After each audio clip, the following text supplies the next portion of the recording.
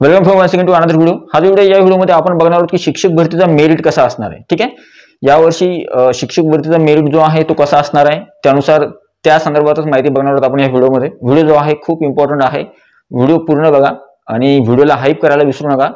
इथे हाईपचं बटन असते अशा प्रकारचं, व्हिडिओला हाईप करा। तुम्ही चॅनलवर नवीन असेल तर चॅनलला सबस्क्राइब करा, साइडचं नोटिफिकेशन बेल ऑलवर सेट करा अशाच प्रकारच्या महत्त्वपूर्ण शिक्षक भरती संदर्भात किंवा बाकीच्या इतर माहितीसाठी। ठीक आहे, तर चला सुरू करूया आजचा व्हिडिओ। आणि हा टेलिग्राम चॅनल, व्हॉट्सअप चॅनलची लिंक किंवा बाकीच्या चॅनलची लिंक डिस्क्रिप्शन मध्ये आहे, त्यांना सुद्धा तुम्ही जॉईन करू शकता किंवा सबस्क्राइब करू शकता।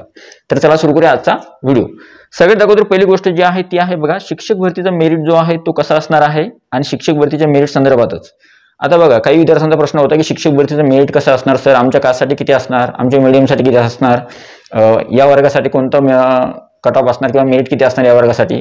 तर त्या संदर्भात हा व्हिडिओ आहे, त्याच्यामुळे माहिती जी आहे खूप महत्त्वाची आहे। ठीक आहे, तर सगळ्यात अगोदर पहिली गोष्ट बघूया वर्गानुसार मेरिट कसं असणार आहे।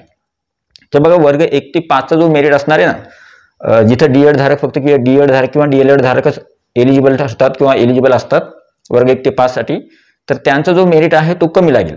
म्हणजे ऍक्च्युअली त्यांच्यासाठी जागा ज्या आहेत पुरेशा असतात जिल्हा परिषदेमध्ये, त्याच्यामुळे त्यांचा मेरिट थोडं कमी राहील बाकीच्यांपेक्षा वर्ग 6 ते 8, 9 ते 10, 11 12 पेक्षा। ठीक आहे, आता इथं याच्यामध्ये भाषानंतर मी बोलतोच, आता कास्ट नंतर आणि प्रत्येक भाषेसाठी किंवा प्रत्येक विषयासाठी कसा लागेल ते पुढे बोलतो मी। ठीक आहे, दुसरे जे आहे वर्ग 6 ते 8 साठी, तो वर्ग 6 ते 8 साठी मॅथ आणि सायन्सचा मेरिट जो आहे तो कमी लागेल।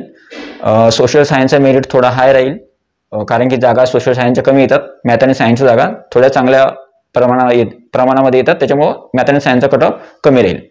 वर्ग 9 ते 10 चा जो मेरिट जो आहे तो आहे तुमच्या सब्जेक्टनुसार, तुमचा कोणता सब्जेक्ट आहे त्यानुसार तुम्ही लँग्वेजमध्ये किंवा मग मराठी इंग्लिश किंवा मग एखाद्या सायन्ससाठी मॅथ सायन्ससाठी कोणत्या विषयासाठी तुम्ही पात्र आहात आणि कोणत्या विषयाचा मेरिट विचारताय तुम्ही, त्यानुसार मेरिट जो आहे 9वी ते 10वीचा लागेल आणि मेरिट हाय राहील।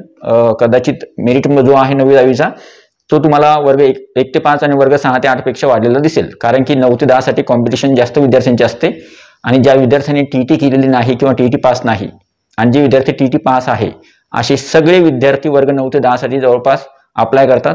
त्याच्यामुळे ज्यांचा स्कोअर चांगला आहे अशा विद्यार्थ्यांचा नंबर 9 ते 10 साठी लागू शकतो आणि तो सुद्धा मेरिट कमी जास्त असणार। ठीक आहे, 9 ते 10 चा। पुढचा जो मेरिट आहे तो आहे 11वी 12वीचा। आता इथं बघा इथं जागा ज्या आहेत मोजक्या येतात ऍक्च्युअल मध्ये, 11वी 12वीच्या जागा ज्या आहेत ते जिल्हा परिषदेच्या कमी असतात आणि खाजगी शैक्षणिक संस्थांचे जास्त असतात। त्याच्यामध्ये संस्था जर सांगायचं म्हणलं तुम्हाला तर शिवाजी शिक्षण संस्था, स्वामी विवेकानंद संस्था, नंतर रयत शिक्षण संस्था यांच्या जागा येतात। यावर्षी रयत शिक्षण संस्थेच्या किती जागा येणार, स्वामी शिक्षण संस्थेच्या किती जागा येणार, स्वामी विवेकानंद शिक्षण संस्थेच्या, नंतर शिवाजी शिक्षण संस्थेच्या किती जागा येणार, यानुसार आकडेवारी ठरेल। आणि बघा जिल्हा परिषदेच्या शाळा नसतात 11वी 12वीच्या, कमी असतात थोड्या, त्याच्यामुळे मग 11वी 12वीसाठी जर तुम्हाला स्पर्धा करायची असेल किंवा 11वी 12वीसाठी जर मेरिट बघायचं असेल तर 11वी 12वीचं मेरिट थोडा हाय जातो आणि 11वी 12वीचं मेरिट विषयानुसार असतो। विषयानुसार म्हणजे आता समजा माझं बायोलॉजी आहे तर बायोलॉजी विषयासाठी वेगळा मेरिट असणार, केमिस्ट्री विषयासाठी वेगळा, फिजिक्स विषयासाठी वेगळा, नंतर मराठीसाठी वेगळा, इंग्रजी विषयासाठी वेगळा, नंतर बाकीचे जे सब्जेक्ट आहेत 12वीसाठी जे सब्जेक्ट असतात इतिहास, भूगोल जे असतील त्या विषयासाठी वेगवेगळा मेरिट असतो आणि त्या जेवढ्या जागा असतात त्या जागेनुसार तो मेरिट ठरतो। ठीक आहे, आणि तो मेरिट जो आहे तो कमी जास्त असतो। कळायला तुम्हाला एवढं क्लिअर झालं असेल आता 11वी 12वीचं। हा, आणि 11वी 12वीसाठी स्पर्धा चांगलीच असते, कारण की कोणताही अभियोगधारक विचार करेल की वरच्या पोस्टसाठी आपण अप्लाय करावं 11वी 12वीसाठी। तर ज्यांचा स्कोअर 140 150 आहे असे विद्यार्थी शक्यतो 11वी 12वीसाठी किंवा 9वी 10वीसाठी पसंतीक्रम देतात आणि त्यांनी दिले तर त्यांचं सिलेक्शन तिथं होऊ शकतं। तर अशा वेळेस 11वी 12वीसाठी मेरिट जो आहे तो थोडा हाय जाऊ शकतो।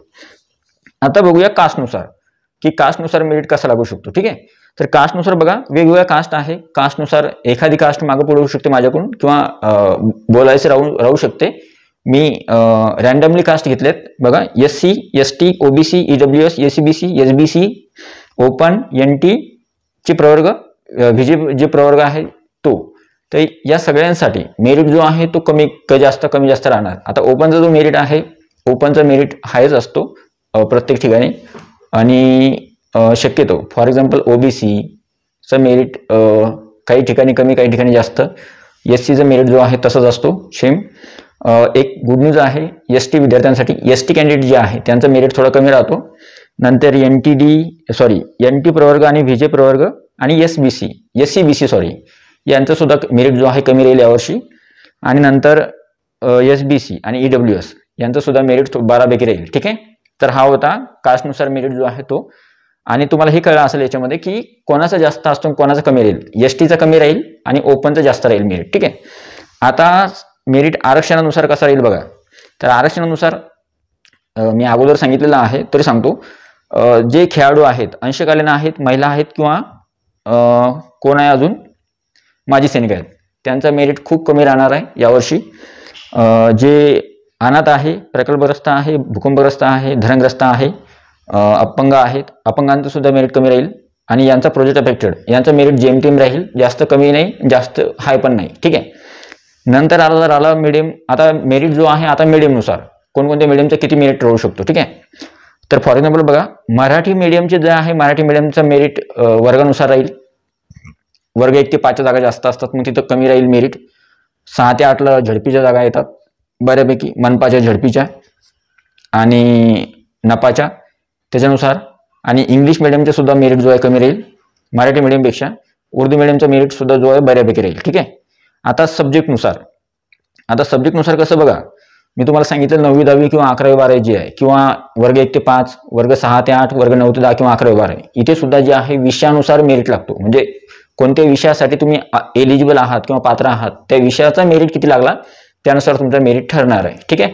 काही विषयासाठी मेरिट खूप कमी, म्हणजे आता समजा सायन्स फॅकल्टीचे जे विद्यार्थी आहेत, कॉमर्ससाठी सांगतो, कॉमर्स, आर्ट्स आणि सायन्स, तर सायन्सचा जो मेरिट आहे तो कमी लागतो. कॉमर्सवाल्यांना थोडे मार्क्स लागतात आणि आर्टवाल्यांना सुद्धा चांगल्या प्रकारे मार्क्स लागतात. म्हणजे आर्टवाल्यांना एक चांगली गोष्ट आहे आर्टवाल्यांसाठी की आर्ट आणि कॉमर्सवाल्यांसाठी की त्यांना 1 ते 5 साठी आणि 6 ते 8ला संधी आहे मराठी शाळेमध्ये किंवा जिल्हा परिषदेच्या शाळेमध्ये किंवा महानगरपालिका किंवा नगरपालिकेच्या शाळेमध्ये. तर अशा ठिकाणी मेरिट जो आहे कमी जास्त राहतो. ठीक आहे. तर मी तुम्हाला सगळं मेरिट सांगितलं. आणि अशा प्रकारे आपण या व्हिडिओमध्ये मी तुम्हाला कोणकोणत्या गोष्टी सांगितल्या की वर्ग 1 ते 5, 6 ते 8, 9 ते 10, 11वी 12वी याच्यासाठी मेरिट कसं असणार. नंतर कास्टनुसार मेरिट कोणत्या कास्टचा जास्त जाऊ शकतो, कोणत्या कास्टचा कमी जाऊ शकतो. नंतर आरक्षणानुसार जो आहे मेरिट कसा राहील. आरक्षण घेतलं असेल तर त्याचा फायदा होईल, आरक्षण नाही घेतलं तर फायदा होणार नाही. आरक्षण त्याच्यामुळे जास्त महत्त्वाचं होतं. आणि जर आरक्षण नसलं घेतलं तर काही टेन्शन नाही. आता तुम्ही म्हणसाल की बुवा TT परीक्षेचा काही रोल आहे का याच्यामध्ये. बघा, TT परीक्षेचा रोल कुठे येतो, वर्ग 1 ते 5 किंवा 6 ते 8 साठी TT लागते. मग आता ज्यांनी TT पास केलेली आहे ऑलरेडी तुम्हालाच कन्सिडर केला जाईल वर्ग 1 ते 5 आणि 6 ते 8 साठी. ज्यांची TT नाहीये, पेपर 1 आणि पेपर 2, त्यांना कन्सिडर केला जाणारच नाही. म्हणजे ऑलरेडी तिथं फायदा झालाच तुमचा TT परीक्षेवाल्यांचा. ठीक आहे. ज्यांनी TT परीक्षा पास केलेली आहे, TT परीक्षेवाल्यांचं खूप छान आहे की खूप सारे विद्यार्थी TT परीक्षा पास नाही, जे पास आहे त्यांचा फायदा होणार वर्ग 1 ते 5 किंवा 6 ते 8ला. ठीक आहे. TT पास असल्यामुळं. आणि ज्यांची TT पास नाही ते मग कुठं अप्लाय करू शकतात, वर्ग 9 ते 10, 11वी 12वीसाठी, वरच्या वर्गासाठी. ठीक आहे. त्यांना दुसऱ्या वर्गासाठी अप्लाय करता येत नाही, हा फायदा आहे. त्याच्यामुळे मी TTचा विषय घेतला नाही. ठीक आहे. TT नुसारच तुम्हाला ऍक्च्युअलमध्ये तुम्हाला कन्सिडर केलं जातं. आणि हा एक गोष्ट सांगून देतो अजून, जर तुम्हाला ओपनची जागा घ्यायची असेल तर तुम्हाला ओपनचा क्रायटेरिया फुलफिल करावा लागेल. म्हणजे थोडक्यात समजा मला TT परीक्षेमध्ये मला मार्क्स आहे 90 मार्क्स आहे मला TT परीक्षेमध्ये. तर मग माझे मार्क्स जर तुम्ही कास्टनुसार विचार केला तर माझी कास्ट आहे ओबीसी कास्टनुसार मी 82 मार्क्सपेक्षा जास्त मार्क्स आहे मला, म्हणजे ओबीसी मधून मी सुद्धा पास होतो. ठीक आहे. आणि जर मला ओपनच्या जागेसाठी जर जायचं असेल तर मग ओपनच्या जागेला किती लागतो बरं मेरिट, TT परीक्षेमध्ये किती लागतात मार्क्स, 90 मार्क्स लागतात, 90च्या पेक्षा पुढे. मग मला 90 मार्क्स आहे ना, मग माझा दोन्ही ठिकाणी विचार होऊ शकतो. ओबीसी कास्टच्या जागेसाठी सुद्धा माझा विचार होईल आणि ओपनच्या जागेसाठी सुद्धा माझा विचार होईल. त्याच्यामुळे तुम्ही एक लक्षात ठेवा की तुम्ही जर कास्टमधून पास असाल TT परीक्षा 82, 83, 85 मार्क असतील तुमचे, आणि जर तुम्हाला ओपनच्या जागेसाठी जर जायचंय, ओपनच्या जागा जर घ्यायच्या आहेत, तर त्यावेळेस तुम्हाला ओपनचा क्रायटेरिया फुलफिल करावा लागेल. त्याच्या संदर्भात मी तुम्हाला जर वाटलं तर मी एक सेपरेट व्हिडिओ बनेल, तुम्हाला व्यवस्थित समजून सांगेन. ठीक आहे. तर अशा प्रकारे या सर्व गोष्टी बघितल्या आपण. नंतर आरक्षणाबद्दल सुद्धा सांगितलं, सब्जेक्टनुसार मेरिट कसं राहील आणि मीडियमनुसार Marathi, English medium, Hindi medium, Urdu medium, Hindi मीडियमचं सुद्धा बऱ्यापैकी जो आहे मेरिट राहील. तर अशा प्रकारे ही सर्व माहिती बघितली. आय होप हा जो व्हिडिओ तुम्हाला आवडला असेल. व्हिडिओला हाईप करायला विसरू नका. हे जे व्हिडिओज आहेत जे येत आहेत तुम्हाला डिमांडिंग व्हिडिओ, तुम्ही ज्यानुसार म्हणलंय त्यानुसार व्हिडिओ सुरू आहे की तुम्ही जे म्हणलं की ज्या टॉपिकवर म्हणलं त्या टॉपिकवर आपण व्हिडिओ बनवतोय आणि त्या टॉपिकवर माहिती घेऊन व्हिडिओ तुमच्यापर्यंत पोहोचवला जातोय. ठीक आहे. हा व्हिडिओ आवडला असेल तर व्हिडिओला लाईक करा, हा व्हिडिओ जास्तीत जास्त शेअर करा. व्हिडिओच्या कमेंटच्या साईडला तुम्ही कमेंट केली एखादी की कमेंटच्या साईडला तुम्हाला हाईपचं बटन येते, इकडे या साईडला हाईपचं बटन आल्यानंतर त्या हाईपला जे आहे प्रेस करा. हाईप झाल्यानंतर व्हिडिओ जास्त रेकमेंड होतो, त्याच्यामुळे हाईप करा. तर आणि टेलिग्राम चॅनल, व्हॉट्सअप चॅनल, बाकी चॅनल्स लिंक डिस्क्रिप्शनमध्ये, त्यांना सुद्धा सबस्क्राईब करा. तर भेटूया पुढच्या व्हिडिओमध्ये. तोपर्यंत व्हिडिओ बघितल्याबद्दल थँक्यू सो मच. तुमचे काही प्रश्न असतील तर कमेंट बॉक्समध्ये नक्की विचारा, मी त्यावर उत्तर देण्याचा प्रयत्न करेल. ठीक आहे, thank you so much, take care, bye bye.